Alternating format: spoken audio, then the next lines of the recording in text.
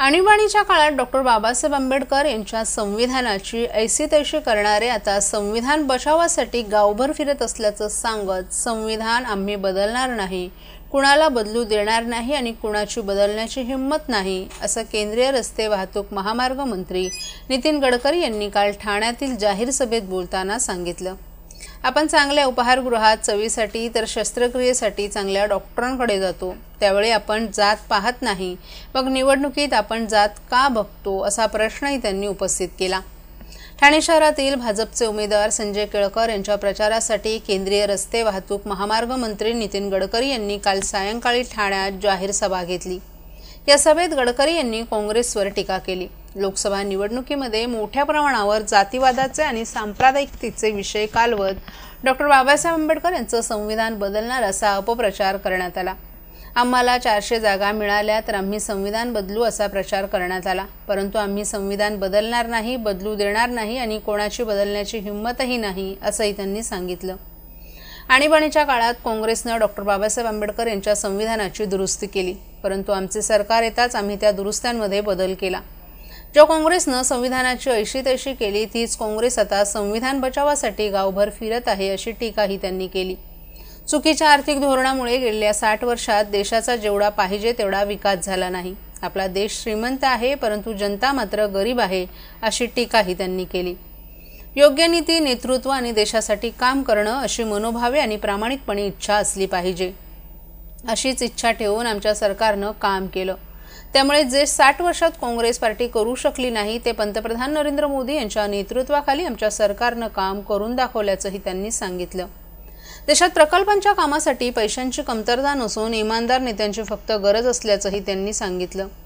छत्रपती शिवाजी महाराजांची शिवशाही महाराष्ट्रात आली पाहिजे। शिवशाही म्हणजे आदर्श राज्य निर्माण करण्याची संकल्पना आहे, अशीच इच्छा स्वर्गीय बाळासाहेब ठाकरे यांची होती। सातत्यानं तंत्रज्ञानात मोठे बदल होत आहेत, या तंत्रज्ञानाचा वापर करूनच आपण देशाचा शाश्वत विकास केला पाहिजे, असंही त्यांनी सांगितलं। ठाण्यातील वाहतूक कोंडी आणि प्रदूषणाची समस्या आजही कायम आहे, मात्र ही समस्या सोडवण्यासाठी आम्ही वेगवेगळे प्रकल्प राबवतोय। यामुळे येथील वाहतूक कोंडी कमी होईलच आणि त्याचबरोबर प्रदूषणही कमी होईल असा विश्वासही त्यांनी व्यक्त केला। घोडबंदर मार्गे JNPTकडे जाणाऱ्या वाहतुकीमुळे कोंडी होते। विविध प्रकल्पांमुळे कोंडीची समस्या कमी होईल। नवी मुंबईतील विमानतळ हे वॉटर टॅक्सीने जोडण्यात येणार असून यामुळे प्रवासाचा कालावधीही कमी होईल, असंही त्यांनी सांगितलं।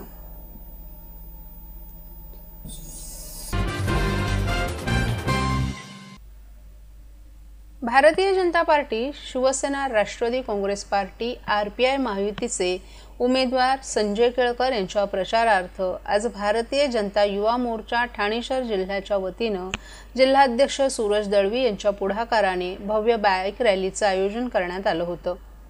ठाणे महानगरपालिका मैदान, ब्रह्मांड ते नौपाडा या मार्गावरून ही रॅली काढण्यात आली।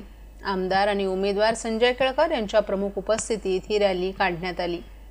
यावेळी भाजप ठाणे जिल्हा अध्यक्ष संजय वाघोले, शिवसेना शहर प्रमुख हेमंत पवार, भारतीय जनता युवा मोर्चाचे ठाणे शहर जिल्हा अध्यक्ष सूरज दळवी, परिवहन समिती सदस्य विकास पाटील, ठाणे जिल्हा हाऊसिंग फेडरेशनचे अध्यक्ष सीताराम राणे, माजी नगरसेवक मनोहर डोंबरे, भरत चव्हाण, महेश कदम, निखिल बुडजडे, ओमकार चव्हाण, परीक्षित घुगे तसंच इतर मान्यवर पदाधिकारी आणि महायुतीचे सर्व कार्यकर्तेही मोठ्या संख्येने उपस्थित होते।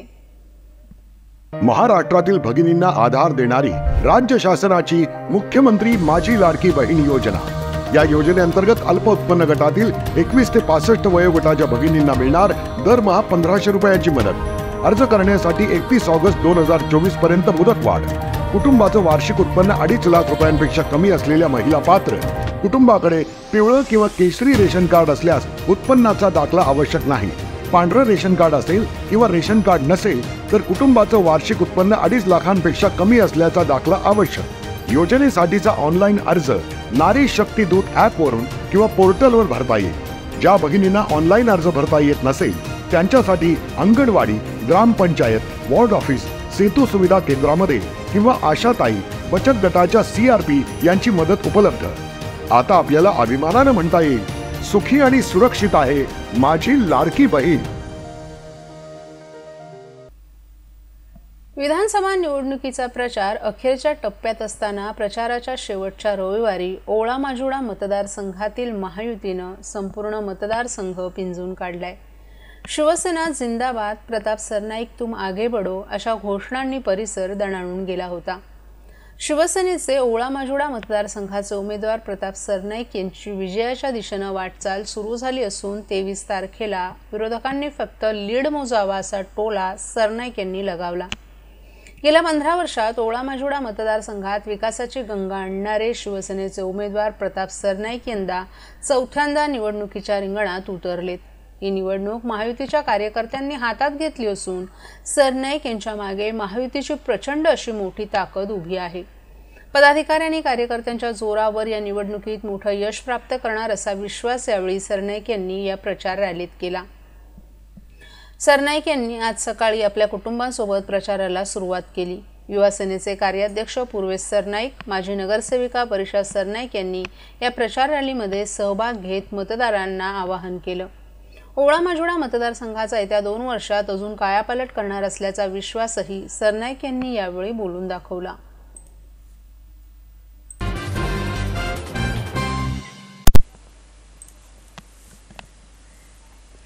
कचऱ्याच्या ढिगात ठाणे हरवलंय, ट्रॅफिक जाममध्ये ठाणे अडकतंय, पाण्या वाचून ठाणे तडफडतंय आणि रोजच्या गर्दीत ठाणेकरांचा जीव घुसमटत आहे। गेल्या 10 वर्षात भाजपच्या संजय केळकर यांनी ठाण्याचा घुसमट सोडवली नाही असा घाणाघाती आरोप शिवसेना उद्धव बाळासाहेब ठाकरे महाविकास आघाडीचे ठाणे शहर विधानसभेचे उमेदवार राजन विचारे यांनी केलाय। स्वच्छ प्रतिमेचा टेंभा मिरवणाऱ्यांनी यांनी ठाणे अस्वच्छ ठेवलं असून गेल्या काही दिवसात ठाणे बदलतंय, ठाणे स्वच्छ आणि सुंदर होते अशा घोषणा दिल्या। मात्र ठाणे शहरात कचऱ्याच्या ढिगांचे अस्वच्छ ठाणे म्हणून ओळखू लागले। डम्पिंग ग्राउंड, वाहतूक कोंडी, कोस्टल रोड या महत्त्वाचे प्रकल्प सोडवण्यात विद्यमान आमदार सबसेल फेल ठरलेत असल्याची टीकाही राजन विचारे यांनी या पत्रकार परिषदेत केली। या पत्रकार परिषदेला ठाणे काँग्रेसचे अध्यक्ष विक्रांत चव्हाण, राष्ट्रवादी काँग्रेसचे शरद पवार पक्षाचे ठाणे शहर अध्यक्ष सुहास देसाई, धर्मराज्य पक्षाचे अध्यक्ष राजन राजे आदीही उपस्थित होते। ठाण्याची वाहतूक कोंडी सोडवण्यासाठी पहिले प्राधान्य देणार असून शहराची कचरा कोंडीतून मुक्तता करण्यासाठी तसंच बिल्डर लॉबीला आळा घालून झोपडपट्ट्यांच्या पुनर्वसनाचा विषयी मार्ग लावून हक्काची घरं मिळवून देणार आहोत। मासुंदा तलावाच्या काठावर महाराष्ट्राचं आराध्य दैवत श्री छत्रपती शिवाजी महाराजांचं मंदिर उभारणार, गुरुवर्य धर्मवीर स्वर्गीय आनंद दिघेंचं स्मारक उभारणार, सिंगापूरच्या धर्तीवर मासुंदा तलावाचा विकास करणार, शहरात घराघरात महिलांसाठी महानगर गॅसचं जाळं मजबूत करणार, ट्रान्सफॉर्मर नसल्यानं विद्युत पुरवठा खंडित केला जातोय त्यामुळे ट्रान्सफॉर्मरसाठी जागा रिझर्व्ह करून देणार, हेच पहिलं लक्ष्य असल्याचं यावेळी सांगण्यात आलं।